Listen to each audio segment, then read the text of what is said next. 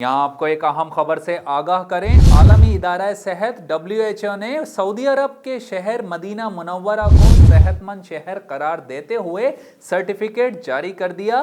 Medina की आबादी 20 लाख से जायद है, जिसे आलमी इदारा सेहत ने ये सर्टिफिकेट जारी किया है। वजीर सेहत डॉक्टर तौफीक अल अरबिया ने ये सर्टिफिकेट गवर्नर मदीना शहजादा फैसल बिन सलमान को पेश किया है।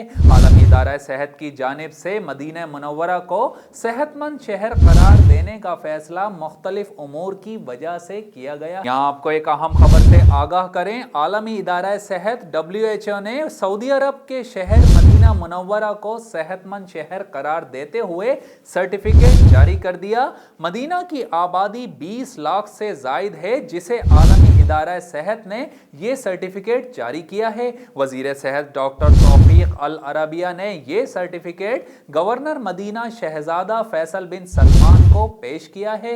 आलमी इदारा सेहत की जानिब से मदीना मुनव्वरा को सेहतमंद शहर करार देने का फैसला मुख्तलिफ उमूर की वजह से किया गया।